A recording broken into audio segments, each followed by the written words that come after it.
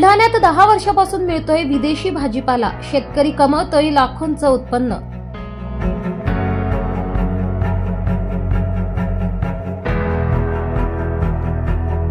पदवीपर्यंत शिक्षण घेऊन 4 ते 5 चित्रपटात काम केले। आपला वापर करून सोडून दिल्यामुळे बुलढाणा तालुक्यातील येळगाव येथील विष्णू गडाख या शेतकऱ्याने गेल्या 10 वर्षापासून आपल्या अर्ध्या एकराच्या जमिनीमध्ये 45 प्रकारच्या विदेशी भाजीपाला पिकवून दरमहा 25 ते 30 हजार रुपये कमवत आहे।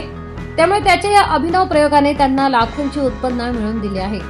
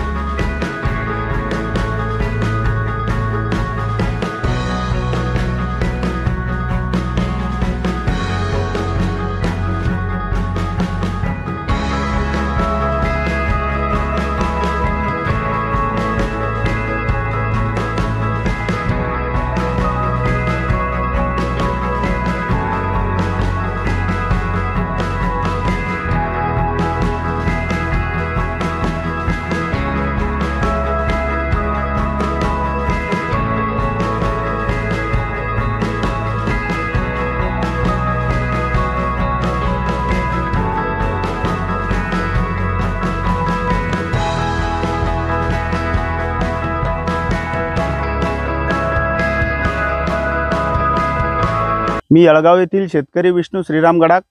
माझ्याकडे अर्धा एकर शेती आहे आणि मी 10 वर्षापासून देशी विदेशी आणि नाविन्यपूर्ण भाज्या पिकवत असतो।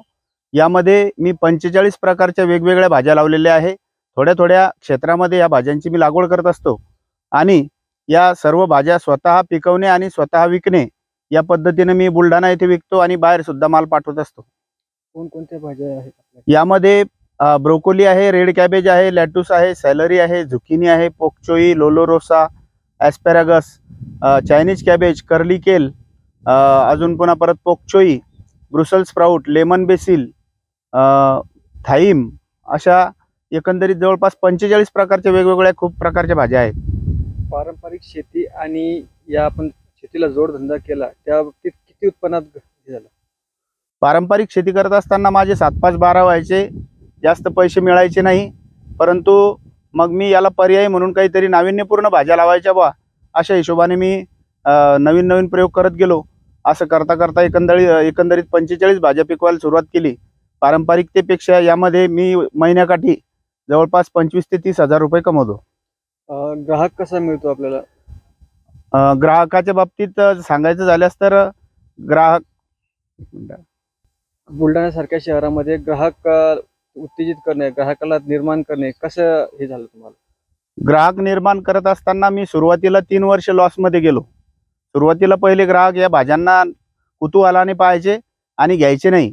मग मी त्या भाज्यांच्या गुगलवरून भाज्या सर्च करून त्याचे हेल्थ बेनिफिट असेल किंवा रेसिपी असतील सर्व प्रकारचे पॉम्पलेट काढले, ग्राहकांना दिले आणि ग्राहक जेव्हा ते सर्च करायला लागले तेव्हापासून मग ते ग्राहक या भाज्यांकडे हळूहळू वळत गेले।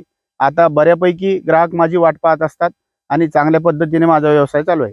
आपली भाज्या नेमक्या कुठे कुठे जातात? बुलढाणा असेल किंवा इतर जिल्ह्यात जातात? बाहेर भाज्या ज्यावेळेस माझ्याकडे जास्त भाज्या उपलब्ध असतात त्यावेळेस मी बाहेरच्या व्यापाऱ्यांना फोन लावतो.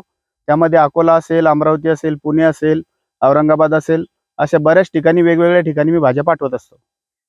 पारंपरिक शेती करणाऱ्या शेतकऱ्यांना काय सांगाल? पारंपरिक शेती करत असताना या शेतकऱ्यांच्या विषयी मला असं सांगावं असं वाटेल, या शेतकऱ्यांनी त्याच पिकाच्या मागं न लागता आपण जर एकरभर किंवा अर्धा एकर एकच पीक न घेता आपण जर 25 ते 30 प्रकारच्या वेगवेगळ्या भाज्या घेतल्या तर त्यामध्ये 10 प्रकारच्या भाज्या जर लॉसमध्ये गेल्या आणि 10 प्रकारच्या भाज्या चांगल्या पद्धतीने विकल्या तर आपण बाकी उत्पन्नापेक्षा जास्तीत जास्त उत्पन्न आपण काढू शकतो. माझं एकंदरीत BA पर्यंत शिक्षण झालेलं आहे. या अगोदर मी शिकवणी वर्ग घेत होतो.